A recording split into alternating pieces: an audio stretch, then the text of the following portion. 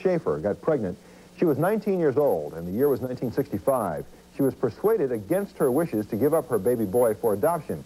She was also assured that she would eventually forget about him. Well, she never did. She waited until the boy turned 18 and began searching for him. The baby, named Jack, had been adopted by the Ryan family. Carol eventually tracked down not only Jack Ryan, who's now an adult with his own family, but also his adoptive mother, Rosemary. Carol describes her journey in The Other Mother, a story that details the alternating despair and hope of her odyssey. Joan Lunden recently spoke with the two mothers and their son. Carol, let's go back to North Carolina, 1965. Here you are, a freshman in college, I think about 19 years old. You find yourself pregnant. And as I understand it, the boy's parents didn't want a marriage, so you were sent away to a home for unwed mothers, which was very typical at that time. Very common. What were your feelings? I mean, did you want to keep the baby? Did you have anything to say about it? I didn't feel like I had a great deal to say. The choice that was given was that we could get married, and my parents wanted to help us in any way to do that. But there was no way a woman or a teenager could keep their child without a husband, and that was the problem. How were you treated in this home for unwed mothers? I mean, how did they treat these teenage girls? Well, they were kind to us, but we were isolated in a way. We just took care of each other, and the sisters were there to watch us, but there was not much counseling. Interesting that some of the counseling you talk about in the book is that you were constantly told you'll forget, and that's a myth. Oh, absolutely. They said we would forget. We would actually be selfish to even consider keeping our child, that we would be loving ourselves more than our child, which was very distressing. Not only did you not forget, you finally took up this search. What were you up against? Well, I felt like a criminal, whether I was one or not, when I was trying to search, because the laws were such in North Carolina and commonly in other states as well, that you weren't allowed to have access to any of the information. Unless there was a medical reason, and that's kind of what opened it up for you, right? You had a melanoma on the leg, which gave you reason to let a family member know. Yes. The social worker was sitting there with the records right before her and had Jack's name and all the information about him, but couldn't tell me. And if we were in a room separated by the social worker, all of us wanted to meet each other, we would not have been allowed to. Now, for people at home that don't know, there is a system now that you can do this and you can get together. I think it's called Soundex Registry. Yes. Carol had registered in this. Now, you knew for a while that she was looking, right, Rosemary?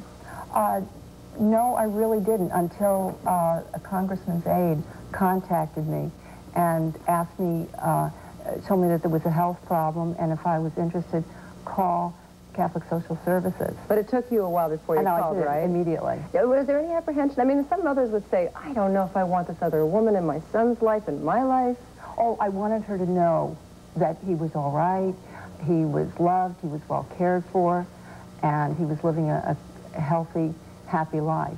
And that was important to me. All this over you, Jack, and I know that I think your first contact was a box full of photos that you might have been a little apprehensive to even open and look at. Were you? And you were. What were your feelings? What were your thoughts? I lived my whole life with a family that I knew, and then I finally had this person who I've always wondered about sitting on my staircase, and my nerves went, so I waited. Had you ever thought about looking yourself? Not too much in my life. A couple times I could say that I thought back, but I was very curious, and it was just wonderful when I was able to find out what. Now, the nice thing about the story is that everybody's friends now. I believe you even, Carol, you even found Jack's original father, and you've met him as well, right? Mm-hmm.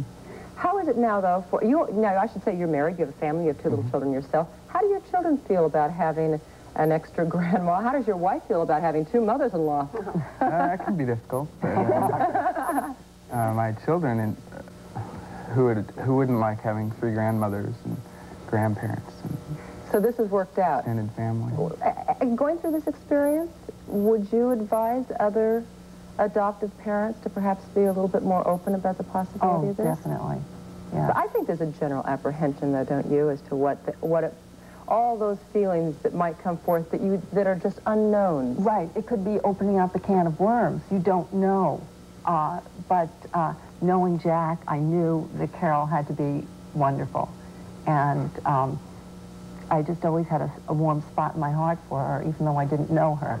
Well, you've been fighting for the rights, and what would you hope would happen, that these sealed documents are opened up to people? Yes, I would really hope that the myth that there are cans of worms perhaps in some cases, but mostly people are real nice people that were in circumstances that kept them from keeping their children, and they're not horrible people. They're not in to disrupt lives. They just hopefully will enrich them. And that's what I would like people to know, that they could come together in love and not be afraid of each other. Well, that's certainly the case here. And the book, again, is called The Other Mother. Carol, thank you very much. Rosemary and Jack, thanks. Good luck to you all. Thank you. And good morning, America.